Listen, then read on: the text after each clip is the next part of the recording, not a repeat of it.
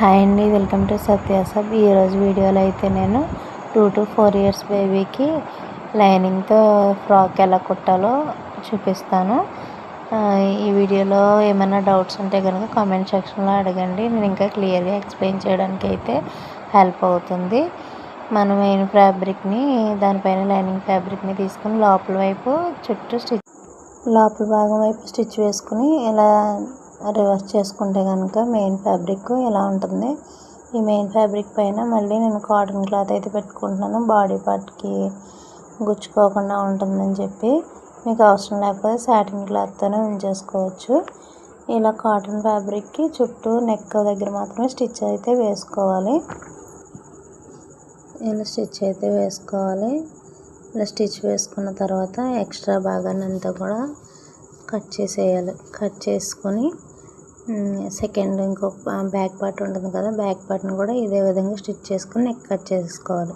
Cut చేసుకున్న తర్వాత ఇది కూడా ఈ విధంగా ఉంటుంది. దీని లోపలికి కాటన్ క్లాత్ని మాత్రమే లోపలికి ఇలా ఫోల్డ్ చేసుకుని తెరేసుకోవాలి. ఇలా వెనక్కి తిప్పుకున్న తర్వాత నేను చూపిస్తున్నాను కదా చేత్తో, అక్కడ అయితే మెడ దగ్గర బ్యాక్ పార్ట్కి ఫ్రంట్ పార్ట్కి కూడా స్టిచ్ వేసుకోవాలి. రెండిట్లకి ఇలా చూపిస్తున్న విధంగా అయితే నీట్గా చిన్న స్టిచ్ వేసుకోవాలి. మెడ భాగం కుట్టుకున్న తర్వాత లోపల వైపు తిప్పుకుని బాడీ పార్ట్ అంతా కూడా చుట్టూ కుట్టు వేసుకోవాలి. సాటిన్ క్లాత్ ఎలా వేసుకున్నాం అలా వేసుకున్న తర్వాత ఎక్స్ట్రా క్లాత్ని అంతా కూడా కట్ చేసేసుకోవాలి.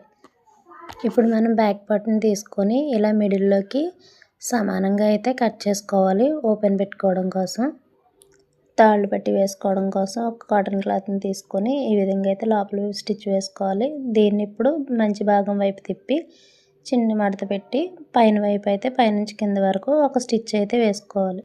సేమ్ సెకండ్ పార్ట్ని కూడా ఇదే ప్రాసెస్లో అయితే స్టిచ్ వేసుకున్న తర్వాత ఇదిగోండి ఫ్రంట్ పార్ట్, ఇవి రెండు కూడా బ్యాక్ పార్ట్స్ ఈ విధంగా అయితే రెడీ చేసుకున్నాను.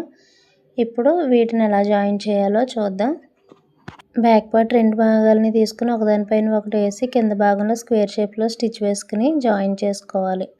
ఇప్పుడు ఫ్రంట్ పార్ట్ని బ్యాక్ పార్ట్ని ఒకదానిపైన ఒకటి ఇలా రివర్స్లో వేసి నేను చూపిస్తున్న విధంగా షోల్డర్స్ దగ్గర స్టిచ్ వేసుకుని జాయిన్ చేసుకోవాలి. ఇప్పుడైతే మనకి బాడీ పార్ట్ రెడీ అయిపోయింది. ఫ్రాక్కి కింద పార్ట్ కోసం మెయిన్ ఫ్యాబ్రిక్ని ఇలా వేసుకుని దానిపైన సాటిన్ క్లాత్ వేసుకుని పైనుంచి అయితే స్టిచ్ వేసుకోవాలి. వేసుకున్న తర్వాత ఈ విధంగా అయితే వస్తుంది మనకి. అలాగే ఇంకో పార్ట్ ఉంది కదా, రెండో భాగాన్ని కూడా ఈ విధంగానే మనం జాయిన్ చేసుకొని ఉంచుకోవాలి. ఇప్పుడు బ్యాక్ పార్ట్ని అయితే ఫస్ట్ జాయిన్ చేసుకుంటున్నాను. నేను ఈ బ్యాక్ పార్ట్ పైన మనం స్టిచ్ వేసుకున్న కింద పార్ట్ని మిడిల్లోకి వేసుకుని అటు ఇటు క్లాత్ ఎక్స్ట్రా రాకుండా సమానంగా అయితే పైనుంచి ఈ స్టిచ్ మీద స్టిచ్ అయితే వేసుకోవాలి. మనం ఈ స్టిచ్ వేసుకున్న తర్వాత మనకి రివర్స్ చేస్తే ఈ విధంగా అయితే కనిపించాలి, ఇలా అటాచ్ చేసినట్టు. ఇదే విధంగా సెకండ్ పార్ట్ని కూడా జాయిన్ చేసుకోవాలి. ఇప్పుడు స్లీవ్లెస్ బేబీ ఫ్రాక్కి స్టిచ్ వేసుకుంటాం కదా, ఆ విధంగా చిన్న ఫోల్డింగ్ చంక భాగంలో అయితే వేసుకోవాలి. జాయిన్ చేసుకున్న తర్వాత ఫ్రాక్ని ఈ విధంగా వేసుకుని హ్యాండ్స్ కోసం అయితే షోల్డర్ దగ్గర నుంచి బాడీ పార్ట్ వరకు మార్క్ చేసుకుంటున్నాను రెండు వైపులా. మీకు క్లాత్ లేకపోతే ఇలా స్లీవ్లెస్ ఫ్రాక్ కిందైనా వాడుకోవచ్చు. నాకు మిగిలిన ఎక్స్ట్రా క్లాత్తో హ్యాండ్స్ కోసం నేను ఇలా సమానంగా అయితే కట్ చేసుకుంటున్నాను. ఇంత క్లాతే పెట్టాల్సిన అవసరం అయితే ఏమి ఉండదు. ఇంకా తక్కువ క్లాత్ మిగిలిన దాంతో కూడా నేను చూపించే హ్యాండ్స్ అనేది పెట్టుకోవచ్చు. దీంట్లో సగభాగం కూడా సరిపోద్ది. నేను ఈ ఫ్రాక్ని అయితే 2 మీటర్స్తో అయితే స్టిచ్ చేశాను. గేర్ ఎక్కువ రావడం కోసం. లేదు ఇంత గేర్ అవసరం లేదు అంటే కనుక 1.5 మీటర్తో కూడా స్టిచ్ చేసుకోవచ్చు. ఇది 2 ఇయర్స్ నుంచి 4 ఇయర్స్ బేబీకి అయితే వస్తుంది. ఈ విధంగా 3 వైపులా స్టిచ్ వేసుకుని ఒకవైపు వదిలేయాలి.